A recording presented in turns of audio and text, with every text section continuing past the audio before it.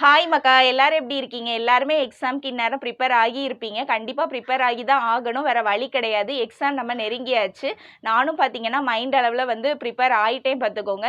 இந்த வீடியோ எதுக்காக அப்படின்னு பார்த்தீங்கன்னா, நான் வந்து எக்ஸாம் ஹாலுக்கு கொண்டு போற திங்ஸ் எல்லாத்தையுமே நான் உங்களுக்கு ஷேர் பண்ண போறேன் பார்த்துக்கோங்க. கண்டிப்பா உங்களுக்கு யூஸ்ஃபுல்லா தான் இருக்கும். நான் என்னென்ன திங்ஸ் எல்லாம் வந்து எடுத்துட்டு போறேன் அப்படிங்கிறத நம்ம இந்த வீடியோல பார்க்கலாம். அது மட்டும் இல்ல, இந்த குரூப் 4 எக்ஸாம் முடிஞ்சதுக்கு அப்புறமா வாட் நெக்ஸ்ட் அப்படின்னு நீங்க கேட்டிருந்தீங்க. அதையுமே நான் இந்த வீடியோல நான் வந்து உங்களுக்கு ஷேர் பண்றேன். ஸோ ஃபஸ்ட்டு பார்த்தீங்கன்னா ஹால் டிக்கெட் எடுத்துக்கோங்க. ஹால் டிக்கெட் மறந்துடாதீங்க. எல்லாருமே முந்தின நாளே ப்ரிப்பேர்டாக எல்லாமே எடுத்து வச்சுருங்க பார்த்துக்கோங்க. நானும் இப்போ எல்லாமே எடுத்து வச்சிடுறேன். ஸோ ஹால் டிக்கெட்டில் இருக்கிற நம்பர் வச்சு நம்ம வந்து எக்ஸாம் ஹாலை எப்படி கண்டுபிடிக்கிறதுன்னு கேட்டிருந்தீங்க. அங்கே வந்து போர்டில் ஒட்டியிருப்பாங்க பார்த்துக்கோங்க.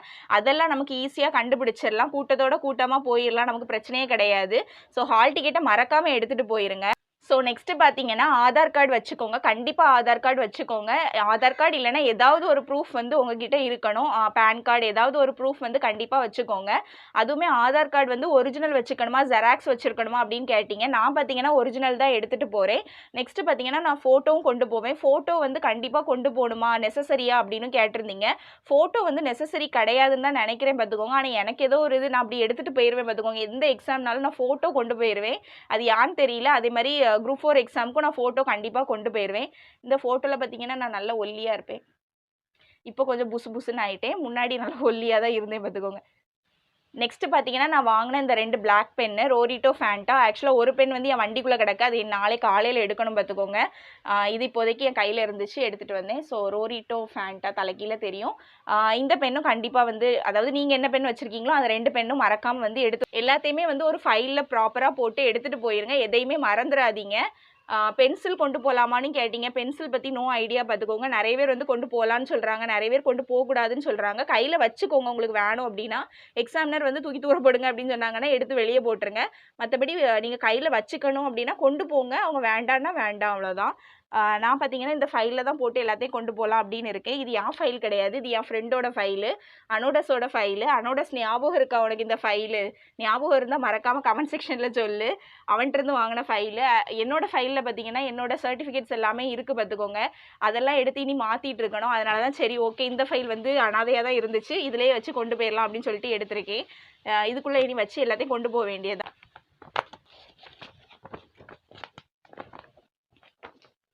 ஸோ பேக் பண்ணியாச்சு. இது வந்து கம்யூனிஸ்ட் கட்சியோட ஃபைல் பார்த்துக்கோங்க. அவன் கையில் இருந்துச்சு, நான் வாங்கிட்டு வந்திருந்தேன் என் ஃப்ரெண்டுக்கிட்ட இருந்து. ஸோ ஃபைனலாக நம்ம வந்து திங்ஸ் எல்லாம் எடுத்தாச்சு. அப்புறமா வந்து வாட்டர் பாட்டில், ஒரு குட்டி பாட்டில். எனக்கு இது போதும், அதனால் நான் இத்தனோண்டு பாட்டில் வச்சுருக்கேன். இதெல்லாம் உனக்கு குப்பியான்னு கேட்காதீங்க. எனக்கு இவ்வளோ போதும். இன்னொன்று வந்து நமக்கு எக்ஸாம் ஹாலில் அங்கே போயிட்டு வந்து நிறைய தண்ணியும் குடிக்காதீங்க பார்த்துக்கோங்க. பயமாக இருக்குன்னு சொல்லிட்டு ஒரு நிமிஷத்துக்கு ஒருக்க தண்ணி குடிச்சிட்டே இருந்தோம்னா வாட்டர் டேங்க் வந்து ஃபில் ஆயிரும். அதுக்கப்புறம் நமக்கு வந்து ரெஸ்ட் ரூம்க்கெல்லாம் சும்மா அலோவ் பண்ண மாட்டாங்க. அலோவே பண்ண மாட்டாங்க. சும்மாலாம் கிடையாது. உள்ளே நம்ம ஒன்ஸ் வந்து எக்ஸாம் ஹாலுக்குள்ளே போயிட்டோம் அப்படின்னா வெளியே வந்து அலோவே பண்ண மாட்டாங்க. அதனால் நீங்கள் வந்து சும்மா தண்ணியெல்லாம் குடிக்காதீங்க.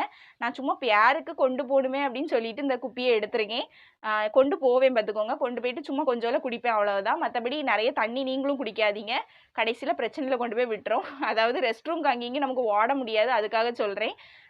நெக்ஸ்ட்டு நான் சொல்ல போகிற விஷயம் பார்த்தீங்கன்னா, இதெல்லாமா பார்த்துக்கணும் அப்படின்னு நீங்கள் நினைக்கலாம். ஆக்சுவலாக இதுவுமே ரொம்ப முக்கியமான விஷயந்தான். நீங்கள் போட போகிற ட்ரெஸ்ஸு பார்த்துக்கோங்க. நீங்கள் போடுற ட்ரெஸ்ஸை வந்து நீங்கள் ரொம்ப கம்ஃபர்டபுளாக எந்த ட்ரெஸ்ஸில் நீங்கள் ஃபீல் பண்ணுவீங்களோ அந்த ட்ரெஸ்ஸை தான் நீங்கள் வியர் பண்ணணும். ரொம்ப வந்து ஜொகன்னு இருக்கிற ட்ரெஸ் எல்லாம் வந்து போடாதீங்க. உங்களுக்கு எந்த ட்ரெஸ் வந்து ரொம்ப கம்ஃபர்டபுளாக ரொம்ப சாஃப்டாக ஃபீல் ஆகுதோ அந்த ட்ரெஸ்ஸை போட்டுட்டு போங்க. ஏன்னா நம்ம வந்து அதே மாதிரி எக்ஸாமுக்குன்னு சொல்லிட்டு புது ட்ரெஸ் வாங்கியிருக்கேன்லாம் புது ட்ரெஸ் எல்லாம் போட்டுட்டு போகாதீங்க.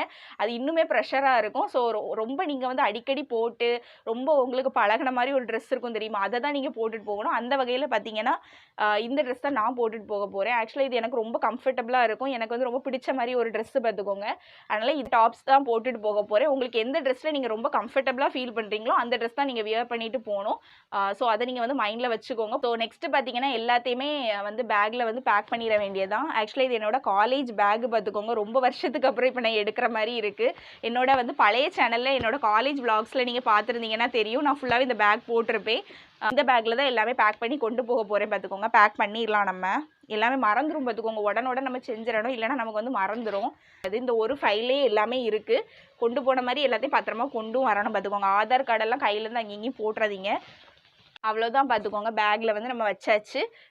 எல்லாருமே எக்ஸாம் நல்லா பண்ணுங்க. எல்லாருக்குமே வந்து ஆல் த பெஸ்ட். என்னையுமே நிறைய பேர் விஷ் பண்ணியிருந்தீங்க. எல்லாருக்குமே ரொம்ப ரொம்ப தேங்க்ஸ். கண்டிப்பாக வந்து எல்லாமே நல்லதே நடக்கும். மறக்கிற மாதிரியோ இல்லை பயமாக இருக்குது அந்த மாதிரி எதுவுமே ஒரி பண்ணாதீங்க. எல்லாமே ஒரு பயத்தில் அந்த மாதிரி ஃபீல் ஆகுறது தான். மற்றபடி நம்ம படித்தது என்றைக்குமே நம்மளை வந்து கைவிடாது. கண்டிப்பாக படித்தது வந்து அங்கே ஞாபகம் வரும். கொஸ்டின் பேப்பரை பார்க்கும்போது கண்டிப்பாக நம்மளால் ஷேட் பண்ண முடியும். ஸோ அதை எதையுமே வந்து ஒரி பண்ணிக்காதீங்க. எல்லாருமே நல்ல எக்ஸாம் எழுதுங்க. படித்ததுக்கு மேலே நம்பிக்கை வச்சுட்டு போங்க. ஸோ எல்லாருக்குமே வந்து ரொம்ப பெரிய ஆல் த பெஸ்ட். நல்ல எக்ஸாம் பண்ணுங்க.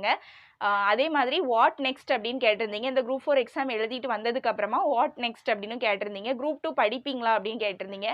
கண்டிப்பாக நான் குரூப் 2 ப்ரிப்பேர் பண்ணுவேன் பார்த்துக்கோங்க. குரூப் 2 வந்து ஆல்ரெடி நான் லாஸ்ட் குரூப் 4 எக்ஸாம் நான் வந்து ப்ரிப்பேர் பண்ணலாம் அப்படின்னு சொல்லி தான் பிளானில் இருந்தேன் பார்த்துக்கோங்க.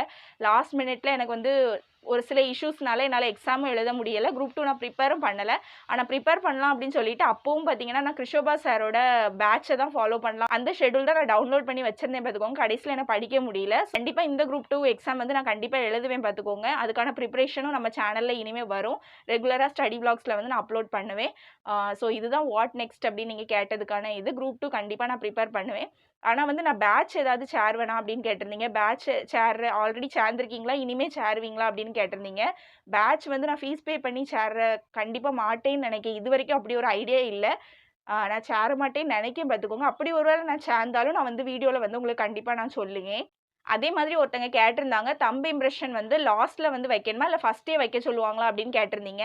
என்னோட எக்ஸாமினர் பார்த்தீங்கன்னா லாஸ்ட்ல தான் வைக்க சொன்னாங்க. அதுதான் நல்லதும் கூட. லாஸ்ட்ல தான் எல்லாருக்குமே வைக்க சொல்லுவாங்கன்னு நினைக்கிறேன் பார்த்துக்கோங்க. ஏன்னா நம்ம கையில் பட்டது வந்து ஓஎம்ஆரில் வேற எங்கேயாவது பற்றக்கூடாது. ஸோ சேஃபாக இருக்கணும். நீங்கள் ஒருவேளை லாஸ்ட்ல தான் வைக்க சொல்லுவாங்க. அப்படி லாஸ்ட்ல நீங்கள் வச்சதுக்கு அப்புறமா வந்து உங்களோட அந்த இம்ப்ரெஷன் வந்து வேற எங்கேயுமே வந்து ஓஎம்ஆரில் பற்றாமல் ரொம்ப கேர்ஃபுல்லாக இருங்க. ஒரு வந்து ஹேண்ட் கர்ச்சீஃப் வந்து கண்டிப்பாக கொண்டு போங்க. ரொம்ப நெசசரி தான். ஆனால் உள்ளே அலோவ் பண்ணுவாங்களாங்கிறது கொஞ்சம் டவுட்டு. என்னோட எக்ஸாமினர் அலோவ் பண்ணியிருந்தாங்க. கர்ச்சீஃப் கண்டிப்பாக அலோவ் பண்ணி தான் ஆகணும். ஏன்னா நமக்கு அதை வந்து துடைக்கணும். இல்லைனா நீங்கள் ஷால் ஏதாவது போட்டிருப்பீங்களா, அதில் வந்து துடைச்சிக்கோங்க. வேறு வழி கிடையாது. ஏன்னா நம்மளோட ஓஎம்ஆரில் வந்து எங்கேயுமே நம்மளோட இது இம்ப்ரெஷன் வந்து பற்றக்கூடாது. அது வந்து இஷ்யூ ஆயிரும். ஸோ அதில் ரொம்பவே கேர்ஃபுல்லாக இருந்துக்கோங்க. ஓஎம்ஆர் ஷேடிங் எல்லாமே கரெக்டாக பண்ணுங்கள். ஒரே இதில் வந்து 2 இடம் அந்த மாதிரிலாம் பண்ணிடாமல் ரொம்ப கேர்ஃபுல்லாக பண்ணுங்கள்.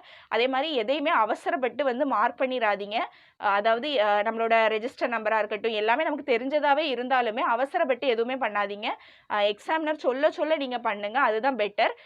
நம்ம அவசரப்பட்டு எதையாவது பண்ணி மாற்றி கீத்தி பண்ணி வைக்கிறத விட அவங்க சொல்ல சொல்ல நம்ம வந்து எல்லாமே மார்க் பண்ணுறது வந்து பெஸ்ட்டாக இருக்கும்.